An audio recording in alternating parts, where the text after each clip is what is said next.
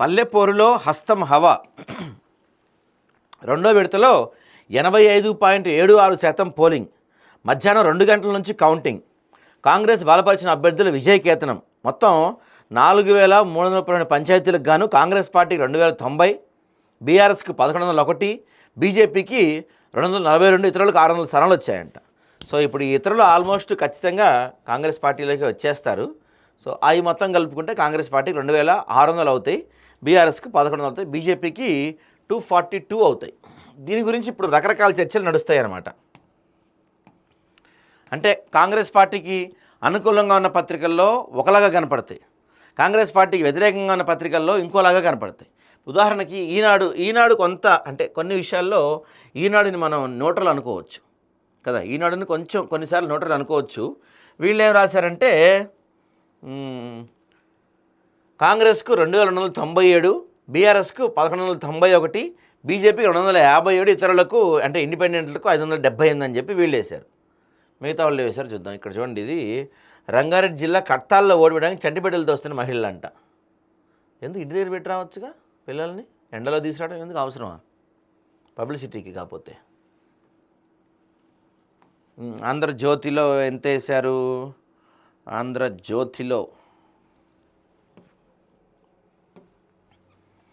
ఆంధ్రజ్యోతిలో కాంగ్రెస్కి 2,331 వేశారు. ఒక పేపర్లో ఒక 100 పెరుగుతా పోయినాయిగా.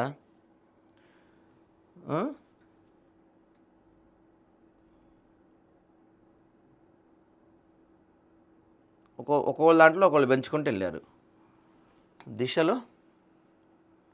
దిశ ఆబ్వియస్లీ కాంగ్రెస్కే ఎక్కువ వేస్తారు అనుకోండి, అది వేరే విషయం.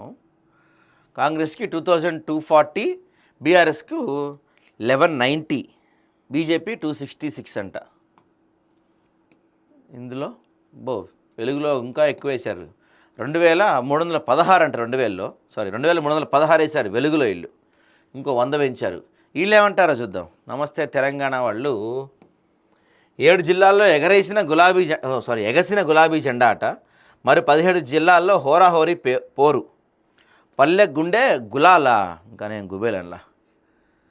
సో వీళ్ళు ఏం రాశారంటే కాంగ్రెస్ పార్టీకి 1,984, బీఆర్ఎస్కి 1,297, బీజేపీకి 235, ఇతరులకు 382 వేశారు వీళ్ళు. ఏకగ్రీవాలు మినహాయించి పోలింగ్ జరిగిన 3,911 గ్రామాల్లో పార్టీ బలాబలాలు తేల్చాల్సినవి ఇంకా 13 ఉన్నాయంటండి. సో ఒకళ్ళు ఒకలా వేసుకుంటూ పోయారు. కొంత ఈనాడు కొంత యాక్యురేట్గా కనిపిస్తుంది మనకి. ఒకసారి మనం ఈనాడు చూద్దాం. ఓట్లు అయితే గట్టిగానే వేశారు జనాలు. 27 జిల్లాల్లో మెజార్టీ సీట్లు హస్తగతం. గట్టి పోటీ ఇచ్చి సెకండ్ ప్లేస్లో నిలిచిన ప్రతిపక్ష బీఆర్ఎస్. నిర్మల్ జిల్లాలో బీజేపీకి అత్యధిక స్థానాలు. అర్ధరాత్రి 12:30 వరకు అందిన ఫలితాలు ఇవి. 85.86% పోలింగ్ జరిగిందంటండి. రాత్రి 12:30 వరకు జరిగిన ఫలితాలు ఇవంట. అంటే కొన్ని చోట్ల ఏమవుద్దంటే గొడవలు అవుతూ ఉంటాయి కదా, లేదు ఇది కరెక్ట్ ఓటు కాదు, లేకపోతే ఆ ఓటు ఇటుబడింది, దాన్ని ఏమంటారు మనం, అది సరిగా పడలేదు, ఇది చెల్లనోటు రీకౌంటింగ్ చేయండి, ఇట్లాంటి గొడవలు ఏవో జరుగుతూ ఉంటాయి. కాబట్టి అర్ధరాత్రి 12:30 వరకు కూడా కౌంటింగ్ జరిగిందంట. సో అప్పటి వరకు వచ్చిన రిజల్ట్స్ వీళ్ళు వేశారు ఈనాడు వాళ్ళు. నల్గొండ, ఖమ్మం, కామారెడ్డి, జగిత్యాల, సంగారెడ్డి, వికారాబాద్, సూర్యాపేట్, నిజామాబాద్, వరంగల్, ఆదిలాబాద్, భద్రాద్రి, ములుగు, మెదక్, యాదాద్రి, నాగర్ కర్నూల్, నారాయణపేట్, గద్వాల, భూపాలపల్లి, పెద్దపల్లి, మంచిర్యాల, మహబూబాద్, రాజన్న సిరిసిల్ల, మహబూబ్నగర్, వనపర్తి, రంగారెడ్డి, హనుమకొండ, కరీంనగర్ జిల్లాల్లో కాంగ్రెస్ పార్టీ మెజార్టీ గెలిచిందంటండి. ఇక సిద్దిపేట, కొమరంభీం, జనగామల్లో బీఆర్ఎస్ గెలిచింది. నిర్మల్ జిల్లా మెజార్టీ స్థానాలు సాధించిన బీజేపీ మద్దతు. ఆదిలాబాద్లో కాంగ్రెస్ తర్వాత ప్లేస్లో ఉందంట. సో ఈ నిర్మల్లో ఇక్కడ బీజేపీకి ఎక్కువ సీట్లు వచ్చాయి. సిద్దిపేట, కొమరంభీం, జనగాం జిల్లా అంటే ఈ బీఆర్ఎస్ అక్కడ కొంత బలంగా కనిపిస్తుంది. మిగతా 27 జిల్లాల్లో కాంగ్రెస్ పార్టీ హస్తగతం అంటే గట్టి పోటీ, దాన్ని ఏమంటారు, గట్టిగా గెలిచారు.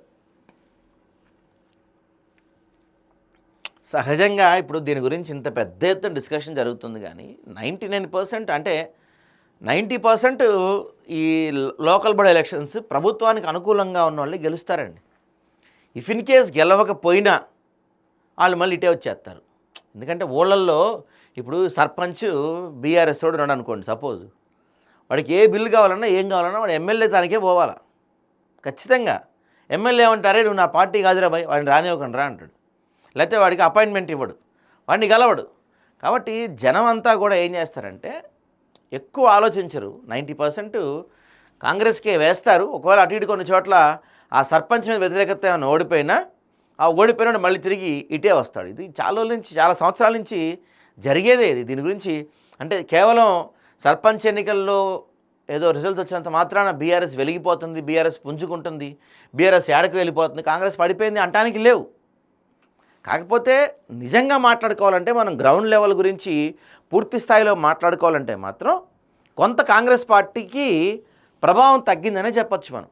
ఎందుకంటే గతంలో స్థానిక సంస్థల్లో బీఆర్ఎస్కు 90% సీట్లు వచ్చాయి, యునానిమస్గా గెలిచినవి. కానీ ఏమైనా సరే చూసుకుంటే గతంలో చూసుకుంటే వాళ్ళకి బీఆర్ఎస్కి 90% ఆఫ్ ద సీట్స్ వచ్చాయి. బట్ కాంగ్రెస్కి ఇప్పుడు అన్ని సీట్లు రాలేదు. వాళ్ళతో పోల్చుకుంటే వీళ్ళకి కొంత తక్కువ వచ్చినాయనే చెప్పాలి, కొంత బీఆర్ఎస్ గట్టి పోటీ ఇచ్చిందనే చెప్పాలి. కానీ అంటే గ్రామాల్లో ఈ స్థానిక సంస్థల ఎన్నికల్లో గట్టి పోటీ ఇచ్చినంత మాత్రాన అది ఏదో మన రాష్ట్ర వ్యాప్తంగా గెలుపు అయిపోద్ది అనుకోవటానికి అవకాశం లేదు. ఆలోచించాలి బీఆర్ఎస్ వాళ్ళు. కాకపోతే కొంత కాంగ్రెస్ పార్టీలు కూడా ఆలోచించాలి. ప్రజలు మిమ్మల్ని వ్యతిరేకిస్తున్నారు, కేవలం 2 సంవత్సరాల్లోనే మీ పైన అంటే కాంగ్రెస్ పార్టీ మేము పల్లెల్లో చాలా స్ట్రాంగ్, గ్రామాల్లో మాకు పట్టుంది అని చెప్పుకుంటూ ఉండే కాంగ్రెస్ పార్టీకి మెల్లగా ఎందుకో ఆ పట్టు కొంత ఇట్లా లూజ్ అవుతున్నట్టుగా కనపడుతుంది. ఆలోచన చేయాలి మీరు ఆ విధంగా, లేకపోతే మొదటికే మోసం వస్తుంది కాంగ్రెస్ పార్టీకి. రాష్ట్రంలో 2వ విడత గ్రామ పంచాయతీ, సర్పంచ్, వార్డు సభ్యుల ఎన్నికల్లో కాంగ్రెస్ మద్దతుదారులు విజయదుందుం మోగించారు. మొత్తం 4333 స్థానాలు, సగానికంటే ఎక్కువ స్థానాల్లో గెలిచి ఆధిక్యాన్ని చాటారు. సిద్దిపేట, కొమరంభీం, జనగాం, నిర్మల్ మినహా మిగిలిన జిల్లాల్లో కాంగ్రెస్ పార్టీ బలపరిచిన వారే మెజార్టీగా గెలిచారు. ప్రతిపక్ష బీఆర్ఎస్ సెకండ్ ఫేజ్లో కూడా గట్టి పోటీ ఇచ్చి సెకండ్ ప్లేస్లో ఉంది. స్వతంత్ర అభ్యర్థులు 3వ స్థానంలో నిలిచారు. బీజేపీ మద్దతుదారులు నిర్మల్ జిల్లాలో మెజార్టీ స్థానాలు వచ్చాయి. అర్ధరాత్రి 12:30 గంటల వరకు కాంగ్రెస్ పార్టీ ఏకగ్రీవాలతో కలిపి 2297 అంటే 51% కాంగ్రెస్ పార్టీ గెలిచింది. సో ఇక్కడ అబ్జర్వ్ చేయండి, 51 సీట్లే ఇక్కడ కాంగ్రెస్ పార్టీ గెలిచింది.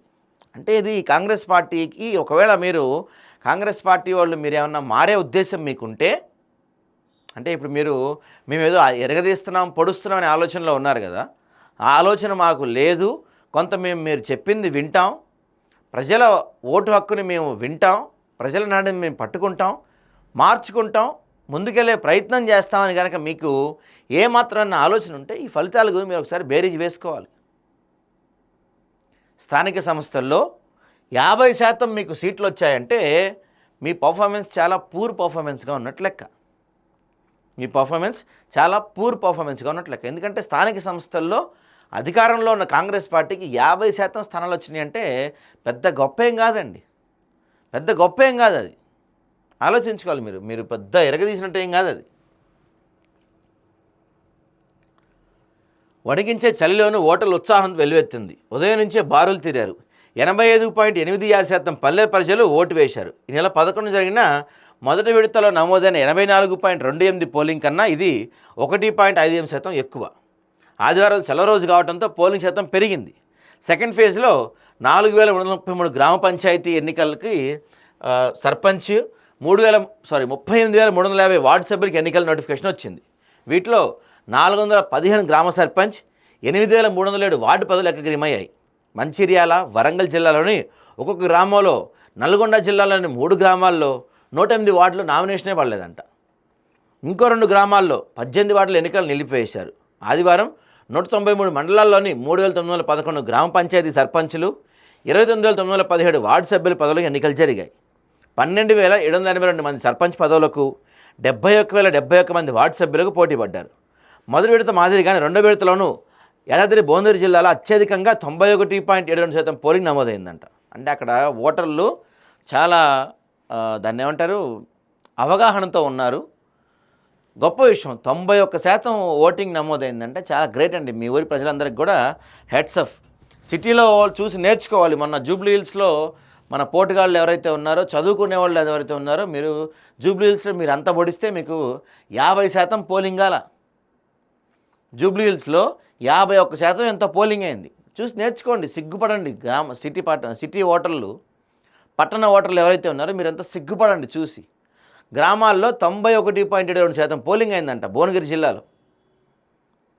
జిహెచ్ఎంసీ ఎన్నికల్లో, రేపు రాబోయే జిహెచ్ఎంసీ ఎన్నికల్లో, మనం జరిగిన జూబ్లీహిల్స్ ఎన్నికల్లో సిటీ వాళ్ళు ఎంతమంది ఓట్లు వేశారు? మళ్ళీ పేరుకేమో మేము చదువుకున్న వాళ్ళం, మేము తొక్క తోలని చెప్తారు, కానీ అసలు చదువుకుంది వీళ్ళు గ్రామస్తులు. అంత శాతం ఓటింగ్ అంటే మామూలు విషయం కాదు కదా అది. ముందు ఈ ఓట్ల గురించి చూద్దాం. గ్రేట్ అండి, నిజంగా గొప్పవాళ్ళు వీళ్ళు కదా. వీళ్ళని చూసి కదా మన సిటీ వాళ్ళు బుద్ధి తెచ్చుకోవాల్సింది. సిద్దిపేట అర్బన్ మండలం నాంచారుపల్లికి చెందిన బోనాల లక్ష్మి ఇటీవల రోడ్డు ప్రమాదంలో 2 కాళ్ళు విరిగి చికిత్స పొందుతుండగా ఆదివారం పోలింగ్ కింద ఆటోలో వచ్చారంట. చూడండి, గ్రేట్. ఇది 2 ఓట్లు 3 చుక్కల, అదేంటి?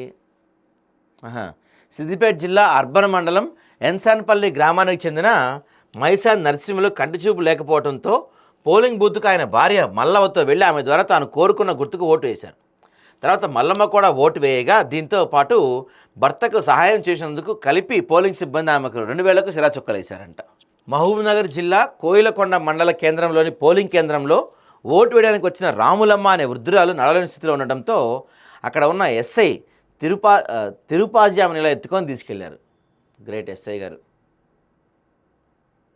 వనపర్తి మండలం మెంటేపల్లి గ్రామంలో ఓటు వేయడానికి వీల్చైర్లో వచ్చిన 104 ఏళ్ల మాణిక్యమ్మ.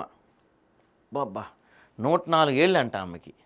104 ఏళ్ళ ఆమె వచ్చి ఓటేశారంటే చూడండి, గ్రేట్ కదండి అసలు.